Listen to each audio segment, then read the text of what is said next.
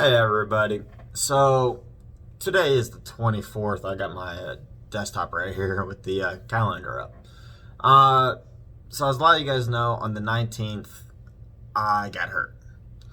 And my right foot. So a lot of you guys were wondering, how did I get hurt? Because in that video, I didn't really talk about how I got hurt. Just basically did a quick video showing, my foot's messed up. So I was out of Walmart, and I was inside the trailer. There was a pallet that wasn't stable, wasn't wrapped very well, and long story short, the pallet fell. And when it decided to fall, it hit the inside part of my ankle, causing some, I would say, mild cuts and whatnot. A little bit of blood, really not a big deal there. But it crushed the inside of my ankle joint, and then it kind of like rolled over to the top and crushed the top part of my foot and my big toe. So moving my big toe, or the top part of the foot right there, a couple inches, that's really painful. When I was at the hospital, they just did some x-rays, and they were like, hey, great, there's not, like a huge break in your foot that we can be like, there's your problem.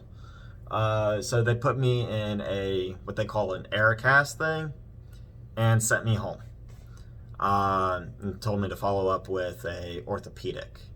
Well, got a hold of Swift, claims department, and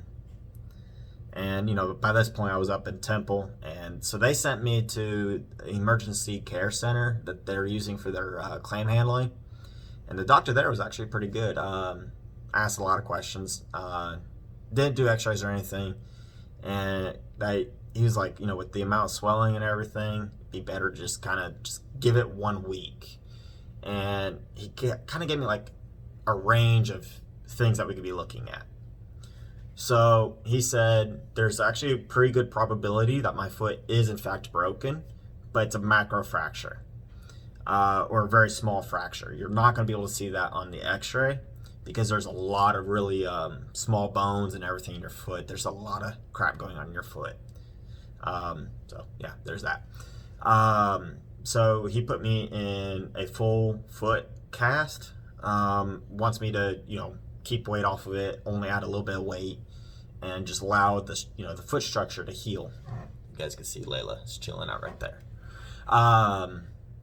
And said that in a week from now, so that'd be on the 30th, I need to go back, and at that point he might do some x-rays, CAT scan or MRI, I forgot which one he said. That could be a possibility, just depending on how my foot is looking, how sensitive or sore or where the pain is, and just kind of going from there.